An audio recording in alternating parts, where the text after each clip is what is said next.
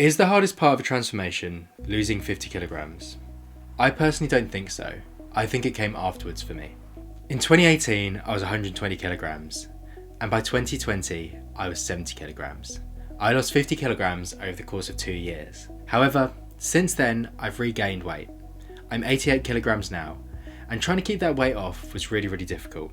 And today I'm going to talk about why. Now obviously I'm talking about keeping the weight off. Yeah, I've just said that I weighed 18 kilograms more than when I lost all the weight.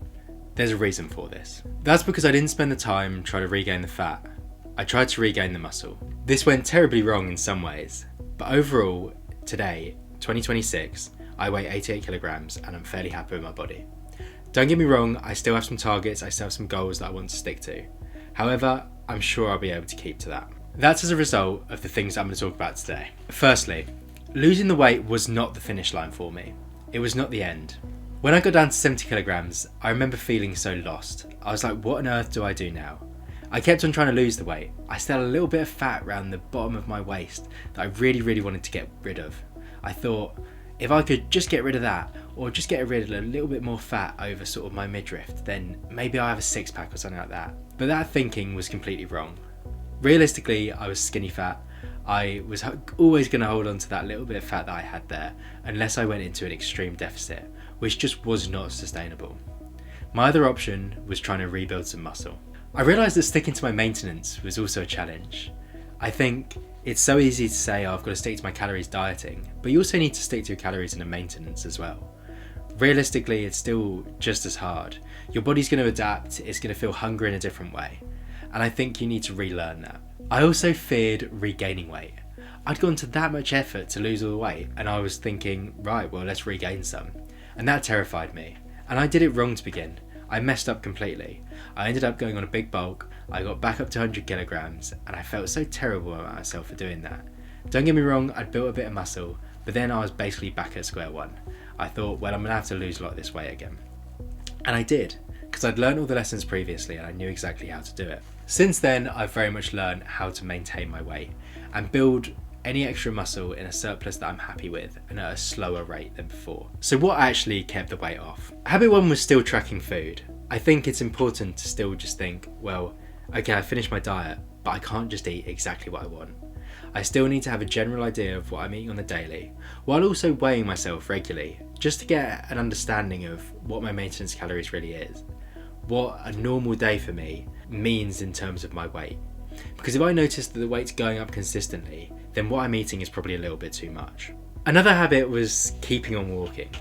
I found that actually at the end of my diet, I thought, well, I don't really need to walk as much as I did now. I've lost all the weight. But actually I found that the amount of walking that I was doing had such an impact on my daily maintenance calories that taking it away as well as increasing calories allowed me just to gain so much weight so quickly. I found that especially after leaving university. At university, during my final year, I did a master's there. I found that I was walking on the daily. I absolutely loved walking there. I walked with a friend basically every single day.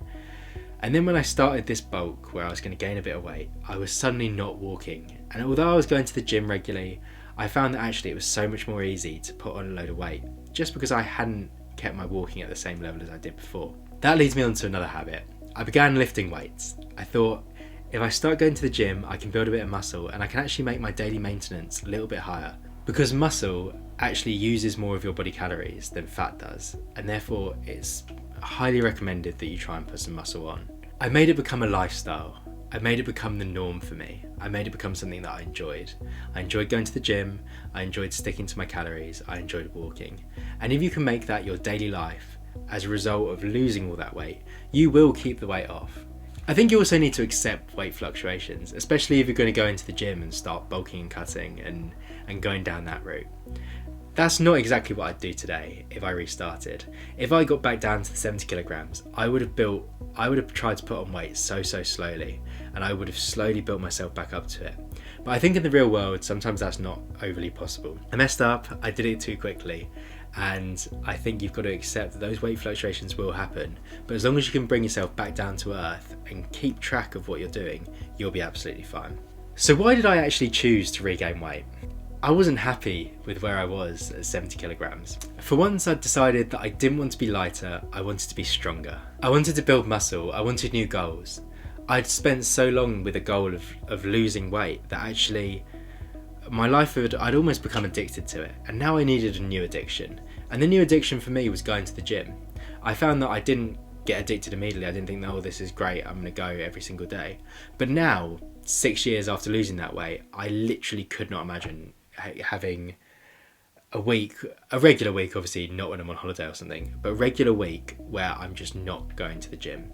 It would just confuse me, it would be completely out of my routine, and I'd find it extremely odd. As I said though, I still made mistakes, and I still do make mistakes.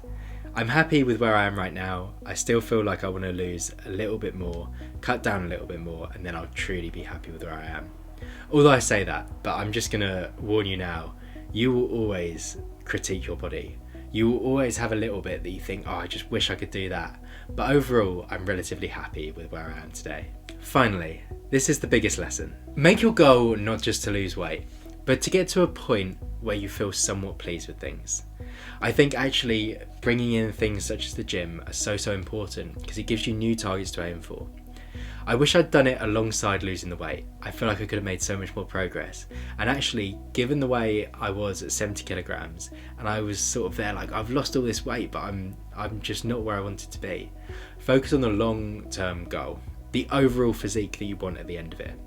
Now, 120 kilogram me would have been overwhelmingly happy with 70 kilogram me. But think about the long term. I look back at myself now at 70 kg and I think I wouldn't want to go back to that. I've built so much for myself now, so focus on the long-term goal. Get to a point where you no longer need to diet. Get to a point where you're happy with your body and you can literally just sit at maintenance and cruise along. I'm not there yet. I've still got a bit to do. I've still got some more muscle I can build. I've still got a little bit more fat I can lose. And actually, I feel like in social media standards, I'm nowhere near the point where I could be like, oh, I'm super happy with it. But given where I started, I am really pleased with where I'm at now. And I'll never ever feel upset or frustrated by the progress I've made. Yes, I could have done it faster. Yes, I could have done it in a better way. But at the end of the day, I've got to exactly where I am today through determination and through the habits I've built. If you'd told me that one day I wanted to gain weight, especially at 120 kilogram me, and I'd got down to 70, and you said, well, you'd want to gain weight there, I would not have believed you. But it's about the long-term goals, and it's about the targets you can stick to. If you're losing weight, what are your long-term habits? What's something that you want to stick to and that you find difficult to stick to, or something that you'd need assistance with?